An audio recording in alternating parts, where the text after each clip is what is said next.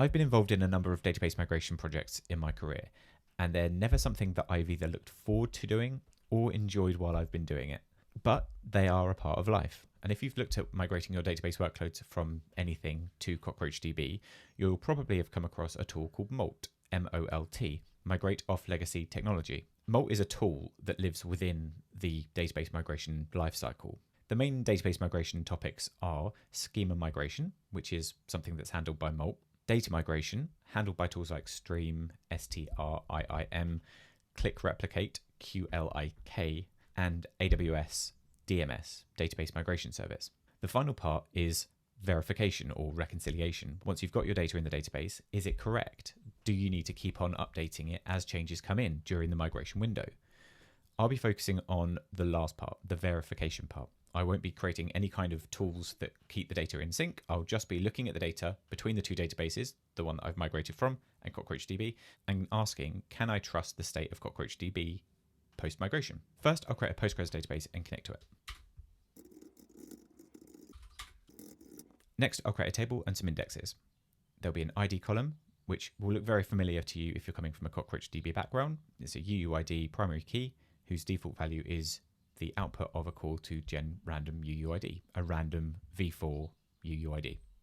Next is a date that's non-nullable and a nullable string that represents an event that happened on that date. I'll insert some data into the timeline table. I'll hop over to the Cockroach Cloud UI and I'll add a schema. My dialect is Postgres. As I don't have any int4s in my Postgres table, I'm going to ignore this and leave it as is for now. And I'll update the schema file that I used to create my Postgres table. That's the same statement that I pasted into the console. I'll click convert. And we can see that once it's done, there are no errors and there's one suggestion. This is a very trivial migration example. The suggestion is that there's an index on a timestamp. We can acknowledge that we're happy with that, although based on the best practices, you can follow the URLs in these suggestions. It might not be best to do that, but I'm not demonstrating that. I'm just demonstrating the process of verification. I'll acknowledge that. Now I can migrate the schema. I'll migrate it into a database called migrated from Postgres, and I'll set the owner to be myself. With that done, I'll hop over to the databases, and you'll see that we've got our new database migrated from Postgres, into which there'll be two tables. One is the timeline table that we created.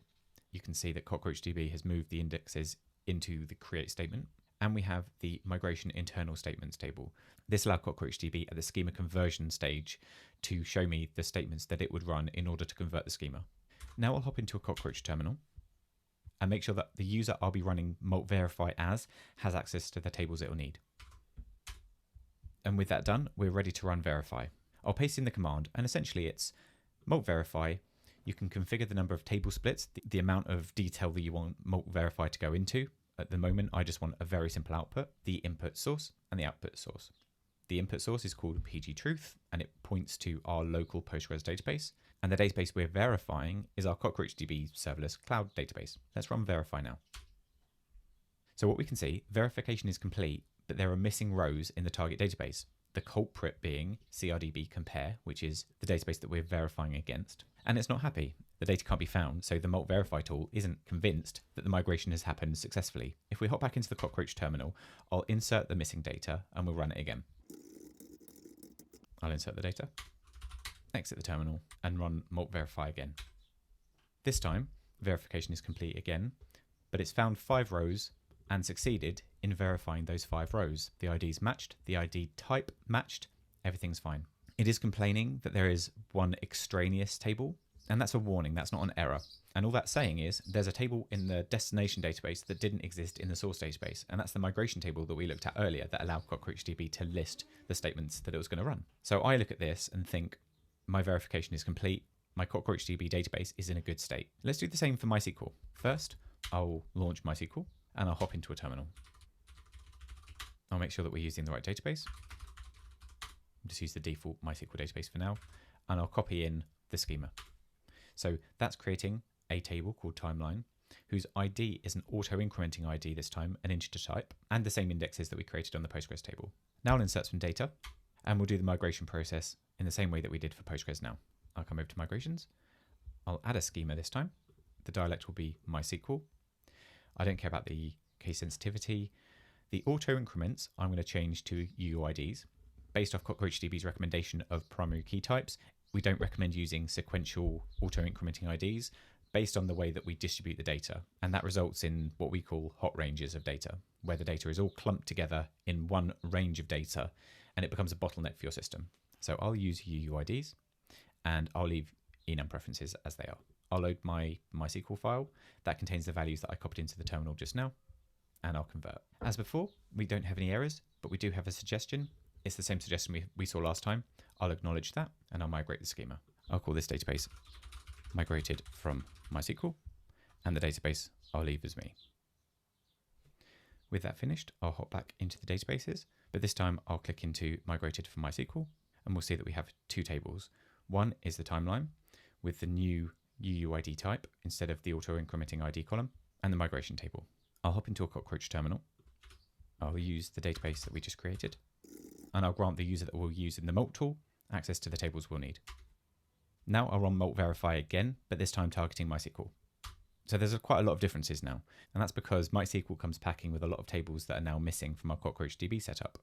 They're all warnings, they're not necessarily errors, but it's something to be aware of. But more interestingly, now it's saying there's a mismatching table definition. It's noticed that the original auto-incrementing ID that MySQL used is now different to the UUID that CockroachDB uses. I can insert data into the CockroachDB table, but that's not going to make any difference because the data types are different. This isn't something I'll fix in this demo, but it is something to consider. To summarize, the MOLT Verify tool is all about giving you, the user, confidence in your database schema migrations.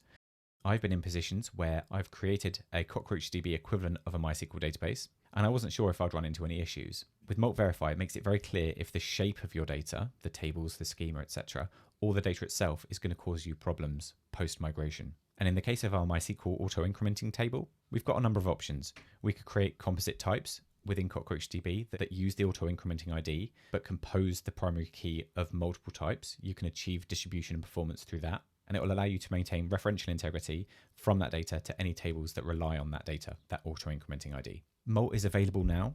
It's available for Postgres, MySQL, SQL Server, and Oracle databases. Give it a go and share your thoughts with us.